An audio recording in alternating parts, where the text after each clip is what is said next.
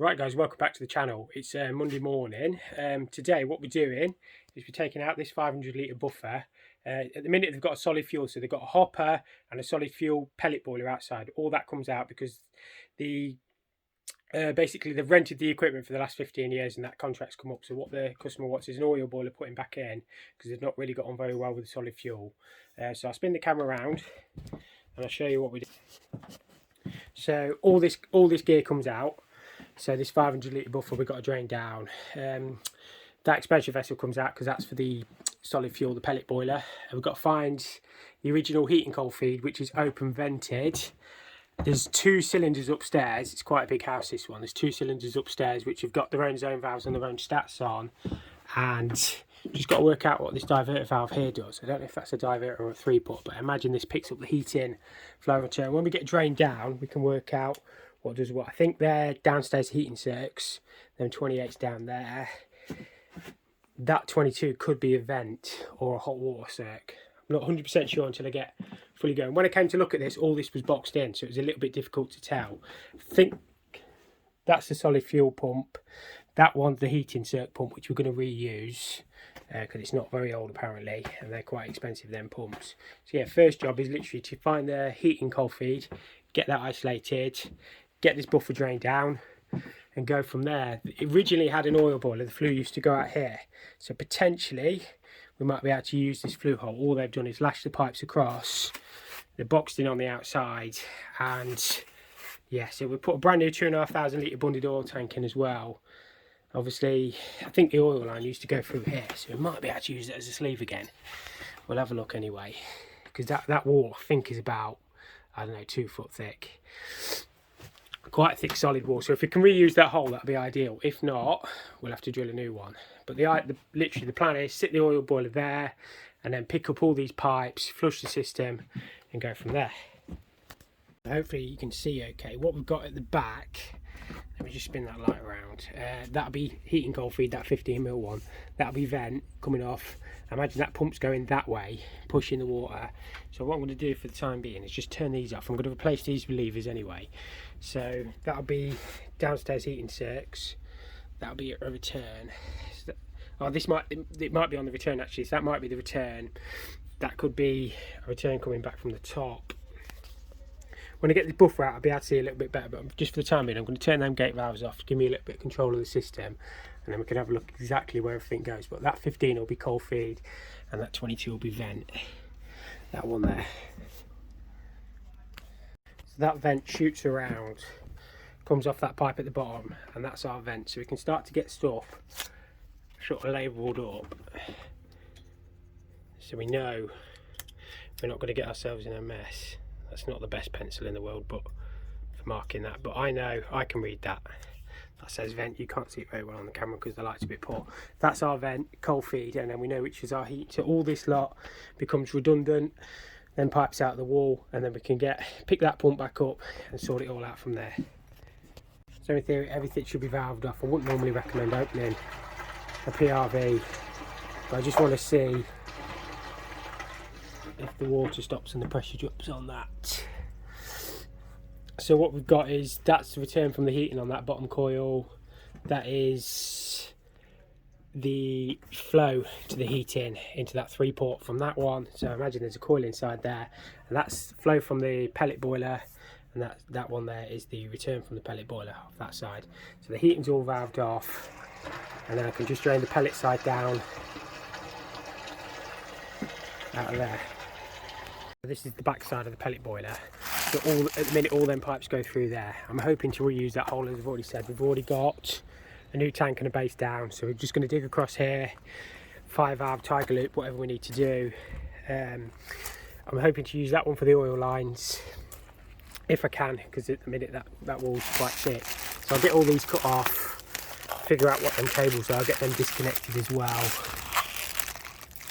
As I say, I think all that just feeds into this boiler and pellet system, so all that's redundant now. I would say the reason they put a check valve on here is because I would say that's the hot water return, and the return from the hot water should always be the last one on the boiler, back into the boiler. I would say in the summer they were finding the downstairs or the upstairs radiators were getting hot, so they put a check valve in there. So what we can probably do is, if we can work out that is the hot water return, we can put that T that side of that, and it should stop that from happening. So it's quite a big house, this one, quite a big system, so it's just a case of working out what you've actually got, stripping out what you don't need and making sense of it all. So we've got that draining down, this buffer, just wedged the PRV open. It has got an air valve on the top, but whether that works. So we need to let the air into this to empty all the water out of it. Then the main, they've just dobbed off an outside tap. So that is still live on the outside, but we'll have to disconnect that, we'll have to turn the water off. That's our 15mm main coming in, which just connects onto an outside tap. Harry's on the outside cutting all these off, and then I'm going to get the electrics disconnected, work out, it's on its own separate breaker on the fuse board, but I'm going to test to make sure everything's dead, and then get all them out of the way, and then we can sort of look at getting the boiler positioned. So in theory this one can be disconnected. That zone valve there is locked open. Just crack that off. And we'll not disconnect the bottom one yet, because I think these will be the coil and there will be the actual cylinder itself, if that makes sense. But that one there should be empty, nearly. It's probably not quite drained that low yet. Right, then pipes are cut off on the outside, but the cylinder's still draining because the pipes are higher. So it's 500 litres there, there's a fair bit. And then what I'm going to do is cut this zone valve off here. That one's dead. What we've got to do is, because the other company who supplied all the cylinder and all the pellet boiler, all this equipment belongs to them. So we're just going to put it all in a tray out the way, get this cylinder outside. They were supposed to come and disconnect it all, but they haven't been. So literally I'm just going to take it out as carefully as I can, and they can deal with it. That zone valve's knackered anyway, I think it's been locked open, but I'm just going to put it all in the tray out of the way. This is all draining still. So yeah, once we get this out, we should be good. Sort some of this mess out then. So it's literally just expanding foam, pipe lagging and all sorts in there. But I'm hoping to reuse that hole if at all possible. I'm just getting all these cut off where they go through this wall. It's just rammed with expanding foam, pipe insulation, there's cables. But I think the flue hole is going to line up. I've just measured it on the new boiler. So hopefully we should be alright. It's a bit of luck. I've got them cut off on the other side. I'm just going to try and sort the spider's web out in here. Right, we've emptied this buffer as much out as we can. We've had the drain off out and had it tipped up. It's still a heavy thing. I mean, it's a 500 litre buffer, so obviously all this pipework is now dead. It's still live on the other side of that pump valve, so just got to be a bit careful there. But we're going to have a bit of a tidy up, get this out of the way, and then we're going to get the boiler positioned and use that old flue hole. Right, now we've got that cylinder out of the way, or the buffer, you can see a little bit clearer what we've got. I'll try and explain it. So we're going to reuse this heating pump, because they are quite expensive and that one is quite new. So we've got heating cold feed, heating vent. We've got, that one there is probably upstairs radiator return. That one's probably hot water return, which are the wrong way around. That's why it's been gravitating up. We've got B port for the hot water cylinder, which is that 22 to the coil. And then we've got A port for the heating. That'll be downstairs heating, upstairs heating. We're going to put a new 3 port on. I'm going to try and tidy all this pipework up best I can. Boiler is going to sit here. Oil line, we've got the new tank. Can you see it? Just through there on the outside. It is far enough away from the building. So oil line will come through here. Probably use that pressure relief hole or drill a new hole, whichever. At the minute, I've only got the heating valve off at that point, so I need to get a valve on this cold feed. And I need to turn the water off anyway because that pipe there is still live. That is the mains fill, and they've taken it off an outside tap. So that's what we're up against. It's that expansion vessel there comes out because that was for the pellet. That's the vent off the heating, so we need that one. And other than that, I'm going to put valves on the flow return, obviously filter off the boiler, and then we'll lag all the pipework and make a real neat job, hopefully. So yeah, that's what we're up against. That's what we've got to do. You can sort of see how things go a little bit better when you start to get stuff out of the way and get old pipes cut off. Because at the minute when you first walk in, you're like, oh, what does this do, what does that do, and you just got to work it out, methodically. Obviously these cables here will go. Right, I've just turned the mains water off, so what I'm going to do, I'm going to get a hose on my drain off tap for my heating, and I'm going to put a valve on the cold feed down, just to give me more control. I can't get to the tank in the roof because you've got to move the bed out of the way. So I've just literally wheeled the boiler in on some rollers, and hopefully, once I've got a valve on there, I can get this disconnected off that outside tap as well and get that pipe gone, because at the minute, well, it'll be dead now. It was live, which is dead. So yeah, it gives us full control, and then I've got a load of 28mm lever valves to get on these feeds to the radiators and stuff. It's make it easier when I flush in. Obviously I'm not going to block the vent off. At the minute it's done slightly wrong. I'll have a look at it. I think that's working. Yeah, it's not too bad. So this is the heating side. So all this pipework I'm going to probably cut off and rejiggle into my new boiler. But as I say, once I get a valve on, let me get up, I'm stuck. Once I get a valve on the cold feed, it gives me control then. Well, I've literally got a lever valve ready to go. I've already jet blued that up. I'm not using my Milwaukee, because sometimes it cuts it a little bit too fast. Hopefully, shouldn't get any water. I mean, it's drained. I mean, there's a possibility the cold feed blocked anyway,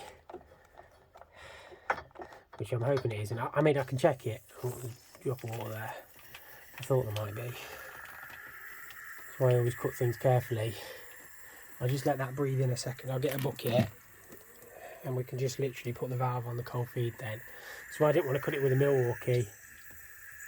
There's probably a drop of water in there. It's finding its own level out the upstairs radiators as well. That's what you got to remember.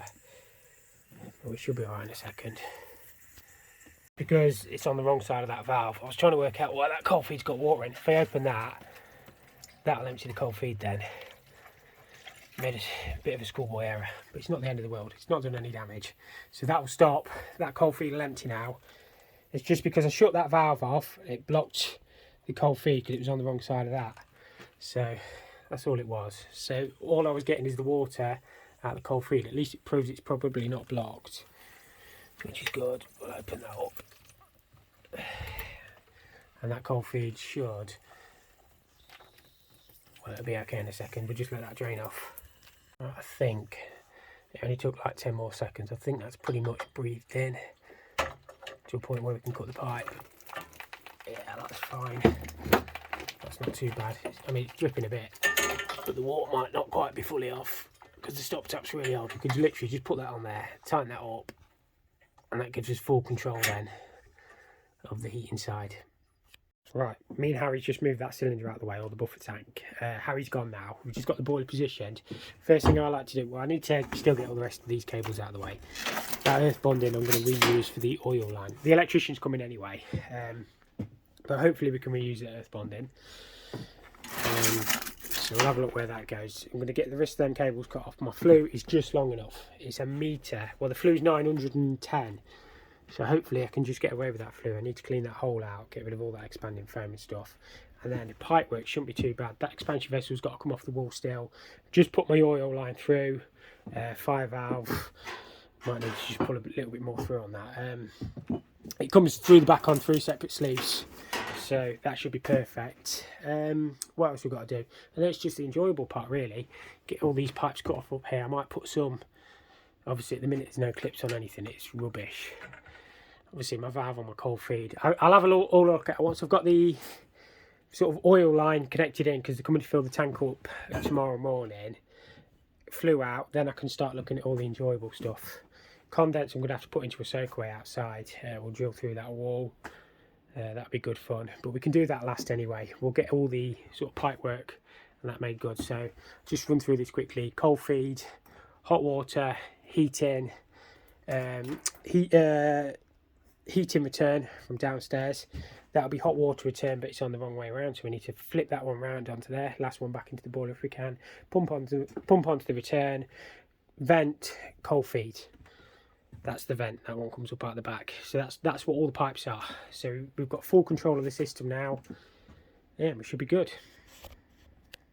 So these are the old pipework runs. I've just cut all these almonds off. I'm just going to get rid of this cold now as well. That's the last one. So all they did is dob that off an outside tap that's over there somewhere.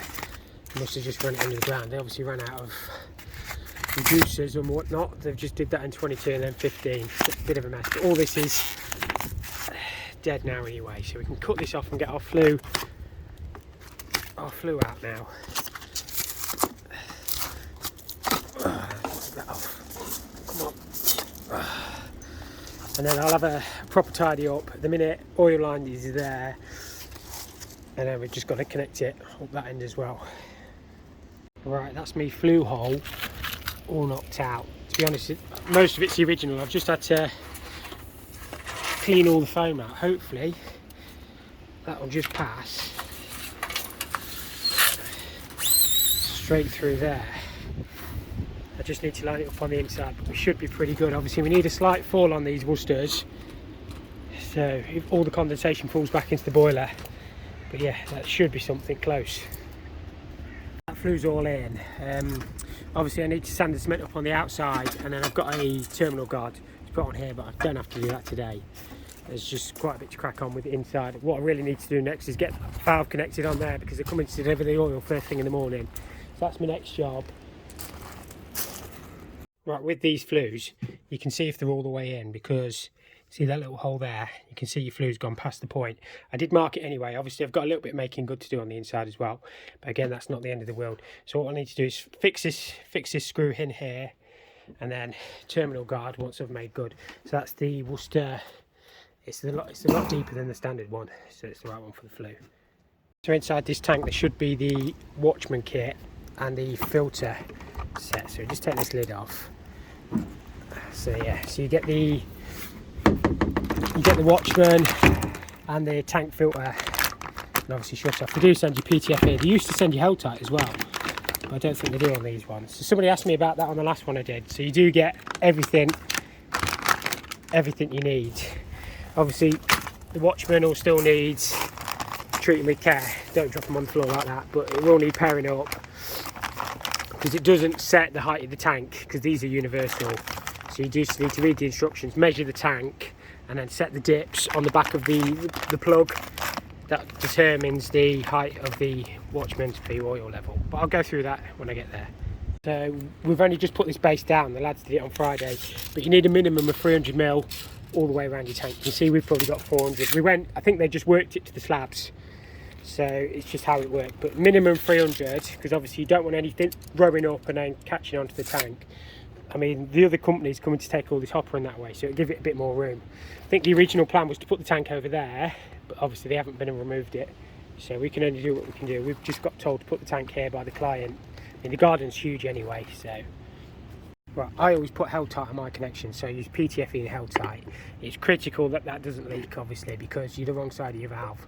So this is suitable for, like, well, pretty much everything apart from drinking water. So it's like sea oils or seawater oils. So yeah, one tin will last you ages. This dries rock solid. I don't know if you can see on the side of the tin, but that's the stuff I use. And then this valve has got a rubber washer inside, or an O-ring. So in theory you can tighten that up, but it will still spin, so to clean your filter out without leaking. So should really use adjustable. Just like that with the grips. So obviously that's off, but you can spin that if you wanted to clean your filter out. And all we've got to do is join that up with that, but you must use an insert in your oil line. I want to try something that I've never tried before, but unless you try it you won't know. So oil line needs to be about there. I always use a hacksaw.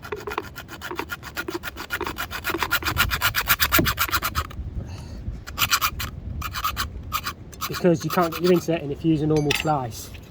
And I'm going to try this Knipex cable stripper. Probably not the right tool for the job. It cuts it, to be fair. Not very well.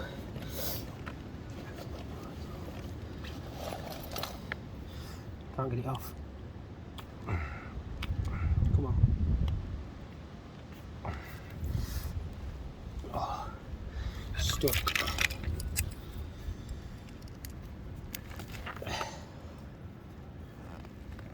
It's probably easier to use a knife.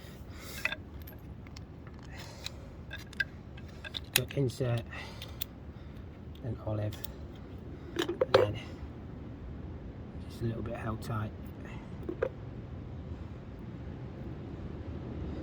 Over your olive. Go in there. Tighten up. Right, that's all in. Sometimes use an elbow where it comes out the ground, but honestly that was about as neat as you're going to get that. That's actually for stripping cable, if anybody wondered. It's actually good for stripping flex. So you've got all your sizes, all for your cores on your side. Obviously you've got a fat one and a thinner one. I thought it might cut oil line. Just take the flex off, just take the plastic coating off, but it does, but then it don't really pull off very well. But yeah, that's that end connected in anyway. So what I've done, because all the kit on that side of the buffer belonged to the other company who supplied and installed the pellet boiler, and the customer was under contract. It's a bit of a strange one, but this is there, so I'm going to leave all that, and I've left obviously the buffer tank and all the kit outside. I'm going to leave it all in the red, so in this red tray. So that's their pump, their zone valve, that zone valve's knackered anyway, their bypass valve, their fill loop, and their stat. And then everything else, that pump belonged to my client, so I can reuse that, but everything else I just leave for them to come and collect. So I'm not going to be accused of stealing anything. But yeah, it's just a strange situation they've got themselves in, because the company that supplied the pellet boiler, they got a contract, so they had to buy their pellets, and then the thing never worked properly. I think they've been out over 100 times to it. So in the end, they just come to the end of the contract. They've had no heating for like 2 years. It's been a bit of a mess, so I'm just going to have a tidy up here. I don't know whether they'll want their lagging back. I honestly don't think they want their lagging, but I might leave it anyway. I've no idea. Right, it's just gone 2 o'clock. I've had Harry with me most of the morning, but I've got everything stripped out now. I've got full control of the system, so I'll spin the camera around and show you what. So I've given myself a completely blank canvas, so boiler's all positioned. It is a 5070, but what I should have said, I think there's 36 or 38 radiators on the system, so it is a big house. I think there's like 12 bedrooms or something. It's quite big. Hopefully the pipe size and everything should be fine. I think the actual heating the actual heating worked, but they just kept having constant problems with the pellet boiler, and they're quite elderly now, and they didn't really want to be filling the pellets up. So obviously I'm going to replace these zone valves and stuff. I say, I'm not exactly sure where all the pipes run. I mean, they sort of just disappear. I can't really get above here because all this fabric and canvas and stuff. But they seem to be lagged up there. I think that's them just disappearing into the main house. We're like an outhouse bit, so somewhere they must get across. So yeah, got full control, blank canvas. I'm going to get the oil line connected up into the boiler, and then see what time I've got. I might start putting some clips on. I don't know whether to get some like Unistrut or something. I'll have a think about it, because obviously the fixings are going to be pretty poor because it's a stone wall. But I'll have a think about it. I've left all their kit down there, took their expansion vessel off, ton dishes, pumps, zone valves, you name it, it's there. That's our pump, we can reuse that, put new valves on, because I think that pump's only about 5 years old and they are expensive. So yeah, I'm going to tidy all this pipe work up. Obviously there's no clips on any of it, but yeah, we can make a good job of this one, I think, and we'll see how we get on. It stripped it that time, works quite well, that does, considering it's not really the right tool for the job, but it literally just hooks over, because I've got so much to hold against it this time. Let's see if I can strip a bit more off.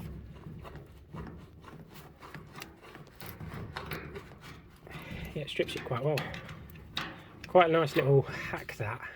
And to be honest, a Stanley knife would probably do the same job, but just strip it quite well. I'm just working out where all my components are going to go. I'm going to put my pump in the middle, cold feeding vent off that side. That way I can put valves all this way and it's not going to block the vent. So the boiler's always got a path to safety. Filter, I'm probably going to mount down that right hand side of the boiler. And then I'm going to probably put, I'm not a massive fan of 3 ports, but I kind of want to keep the system how it was before. So I'm going to put a new 28mm 3-port there, pick heating, hot water up, and then my returns, I say filter I'm out down there, so it's nice and easy to get to. I might even drill out the side of the boiler, I'm not too sure, but I just want to get all my sort of key components positioned, then everything will drop into place then. So I always just flux the pipe. You don't need a lot of flux. I use Laco. Don't flux your fitting because it will just shove it all inside. Make sure that's all the way on. If I can get it on like that, bit of a wiggle. I do steel wool the fitting before I put it in, or the pipe. And then just a little bit of flux. Don't need a lot. All the way around. A good solder.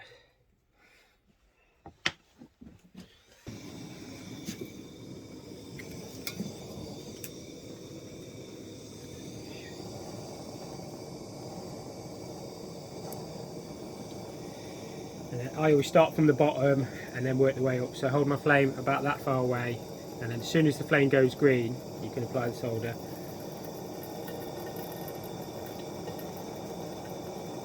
So about now should be good. Try and work from your back.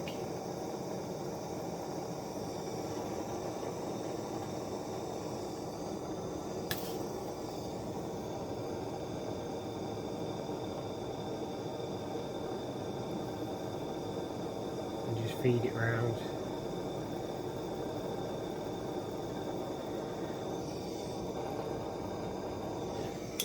And then just let that cool completely before touching it.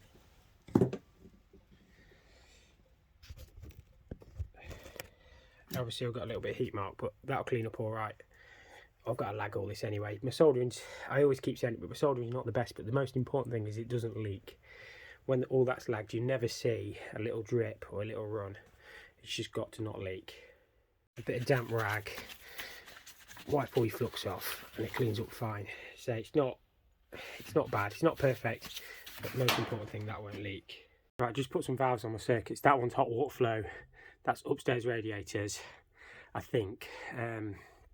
It's got to be really, and that one is downstairs heating flow. I'm just going to keep, I know I could split all the zones up and put extra stats in, but that's not what the customer wants. All the customer wants is heating, hot water. I'm not exactly sure where all the pipes go, so I really want to keep it exactly the same as it was before, because it all did work on the pellet system. Well, it used to have an oil boiler, as I said earlier, but it all did work on the pellet system. But I want to get some valves in, so it just makes it easier to work on all the components. If that zone valve ever fails, you ain't got to drain everything down, and it'll make it easier for me to flush. So I'll get that one lopped off there. That's that zone valve dead then.